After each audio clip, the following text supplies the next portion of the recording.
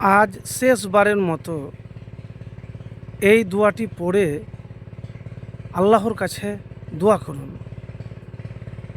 আপনার যে আশা আছে, অপূর্ণ আশা, দীর্ঘদিনের আশা, ইনশাআল্লাহ পূরণ হয়ে যাবে। প্রিয় ভাই, আমি যেভাবে দোয়া করার কথা বলবো, আমি আমার কোনো ব্যক্তিগত কথা আপনাকে বলবো না। তো এই দোয়া করার আগে আপনাকে পরিপূর্ণ মুমিন মুত্তাকি হতে হবে। সমস্ত পাপাচার থেকে দূরে থাকতে হবে। উজু করবেন, উজু করার পরে আপনি ইস্তেগফার করবেন যতবার পারবেন। ইস্তেগফার করার পরে দুরূদ শরীফ পাঠ করবেন। দুরূদ শরীফ পাঠ করার পরে ইসমে আজম পড়ে আপনি দোয়া করবেন। আল্লাহুম্মা ইন্নী আসআলুকা বিআন্না লাকাল হামদা লা ইলাহা ইল্লা আনতাল মান্নানু বাদিউস সামাওয়াতি ওয়াল আরজ ইয়া জাল জালালি ওয়াল ইকরাম ইয়া হাইয়্যু ইয়া কাইয়্যুমু ইন্নী আসআলুকা।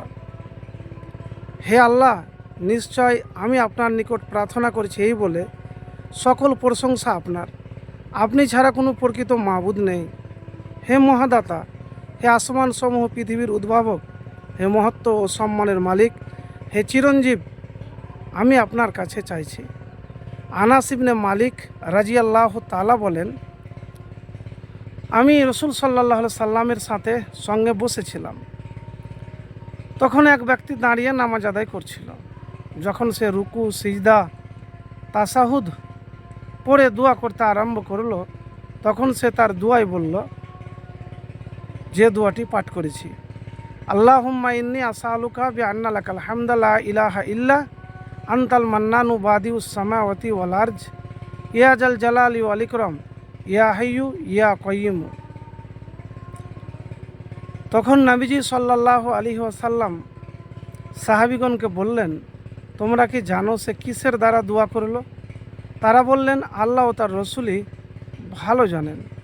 তখন তিনি বললেন, যার হাতে আমার জীবন, তার প্রাণ, যার হাতে তার শপথ, সে আল্লাহর ইসমে আজম দ্বারা দোয়া করেছে। যা দ্বারা দোয়া করা হলে তিনি তা কবুল করেন, আর যা দ্বারা কোনো কিছু চাওয়া হলে তিনি তা দান করেন। 1300 নম্বর হাদিস। যখন আপনি আর্থিক কষ্টতে থাকবেন, কোনোভাবেই দোয়া কবুল হয় না, তা আপনি ইস্তেগফার অবশ্যই করবেন। আর ইসমে আজম পড়ে এবারে বলবেন, ইসমে আজম, ধরেন আপনি 2 রাকাত নফল নামাজ পড়ছেন, তো সালাম ফিরানোর আগে যখন আপনার তাসাহুদ, দুরুদ, মাসুরা পড়ে আপনি ইসমে আজম পড়ে চাইতে পারেন, বা এমনিও আপনি চাইতে পারেন। ইসমে আজম পড়লেন, তারপরে হাত উঠিয়ে দোয়া করলেন। তো এইভাবে যদি একবার শেষ চেষ্টা হিসাবে, শেষবারের মতো আমল একবার করে দেখুন। যদি দোয়া কবুল হয়ে যায়, তাহলে আপনার সব আশাই খুবই দ্রুত সময়ে পূরণ হয়ে যাবে। আপনার যে আর্থিক কষ্ট আছে, কোনোভাবে দোয়া কবুল হয় না, অভাবও দূর হয় না, সে আর্থিক কষ্ট দূর হয়ে যাবে। আপনি মন থেকে যা চাইছেন কিন্তু পাচ্ছেন না, তা আমি আপনাদেরকে বলবো, ইসমে আজম পড়ে আপনি দোয়া করুন।